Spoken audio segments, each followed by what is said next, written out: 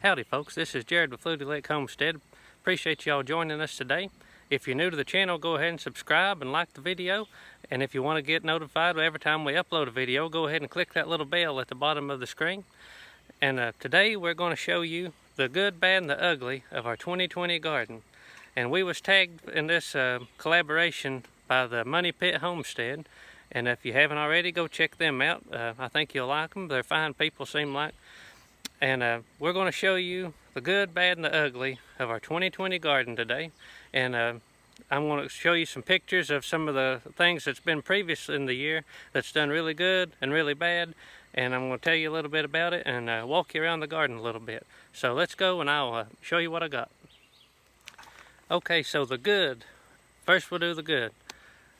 The best that we've had this year has been our cabbage, number one. Our cabbage has done extremely well. And I will insert some pictures and video of our cabbage from some previous videos because all our cabbage is done now. And I've been looking for some fall cabbage, but I haven't found any local to me. But our cabbage was number one, done extremely well.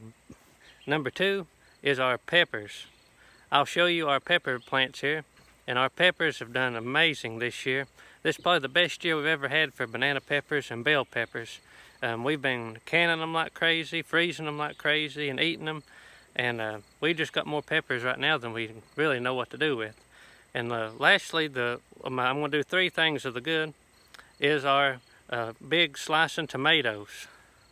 Right here we have one of our Beef Master tomatoes. This is probably the best variety we've grown this year for just a good eating tomato.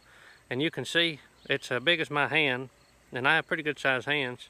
And every one that we have pulled off of these Beef Master tomato vines have been these nice, beautiful big red tomatoes, and they fit a piece of bread perfectly.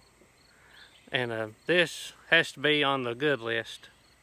These have done amazing, and if you want a good eating tomato, I would recommend these Beef Masters. And also another favorite of ours is the Big Rainbow, but ours have not done very well this year, and we'll get to that next. So that is the good of our 2020 garden. That's what I'm going to say is the best so far. So now we're going to move on to the bad. Okay, I think on the bad of our 2020 garden, I'm going to say is the weather. Our weather has been crazy, and well, we're in eastern Kentucky, right on the Kentucky-West Virginia line, close to the Tug River. And if you're local, you know what I'm talking about. Our weather has been crazy this year, really, I think. It's been extremely hot and very humid all summer. And first in the spring, we started off and we had a lot of rain. And I mean, everything was wet. And it just rained all the time, seemed like. And then we got into a drought. And we was in a drought for probably, I don't know, several weeks here. And everything just started drying up really fast. Our cucumbers was gone early. Our tomatoes have not done near what they should have this year. And I can't really water much on my stuff because I have to pack water up to it. And our tomatoes just started drying up a lot. And our cucumbers, they didn't make enough to even, we had enough to eat off of. And we did not have enough to make but just a couple jars of pickles. And normally I can make 50 or 60 jars of pickles in a good year.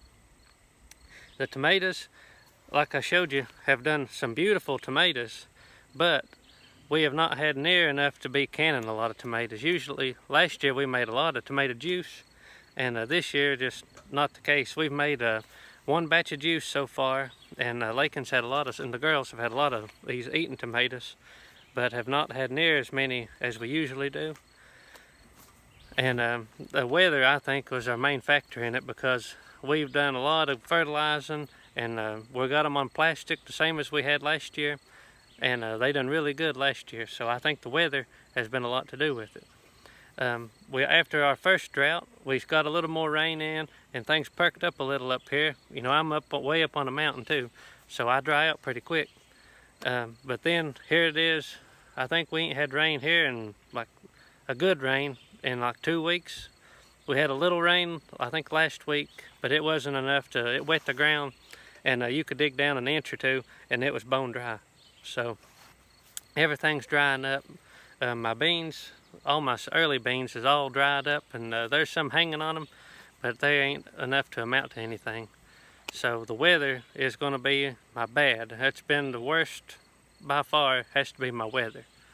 So now we're going to move on to the ugly, and I'm going to show you, I ain't going to sugarcoat it and hide it. I'm going to show you some of the ugly of my 2020 garden. Okay, I told you my cucumbers were all dried up, and you can see they are gone. And this variety I plant is called Market More 76, and it is absolutely our favorite. The seeds stay small even when the cucumbers themselves are big, and they are just one of my favorites we've ever grew.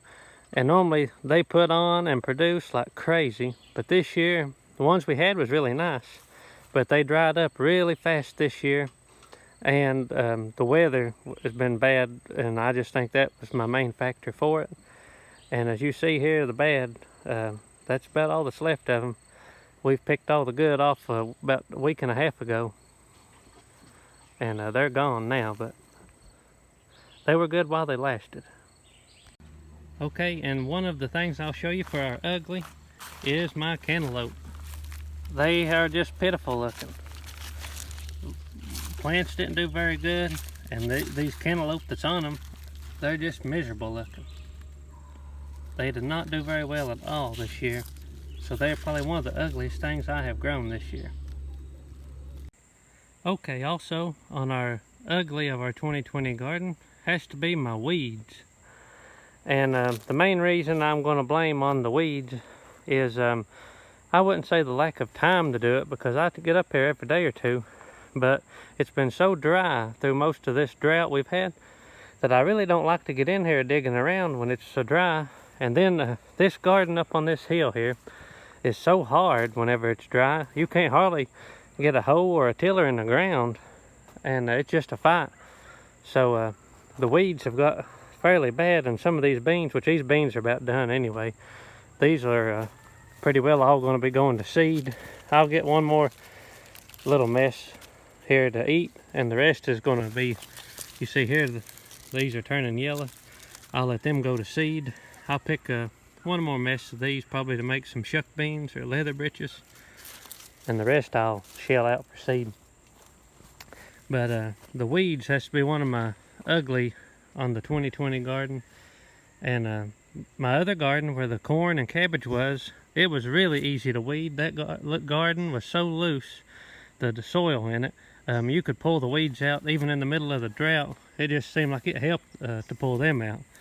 But up here, I mean, you can see you can't stick your finger in the soil nowhere. It is just hard as a rock. And that's why I had a video once titled "A Garden on a Rock," and this is sure it. So that's going to be my good, bad, and ugly of the 2020 garden. Okay, so that's my good, bad, and ugly of the 2020 garden year. And I appreciate y'all watching. And if you want to be, I was going to tag 3 people in this, but I'm going to just give anybody who wants to do this the challenge. If you're watching this and you want to do part of the collab, just say that Fluty Homestead tagged you in the good, bad, and ugly garden challenge, and show your good, bad, and ugly of your 2020 garden year. And I appreciate y'all watching, and if you haven't already, make sure you like and subscribe, and I hope y'all have a very blessed day.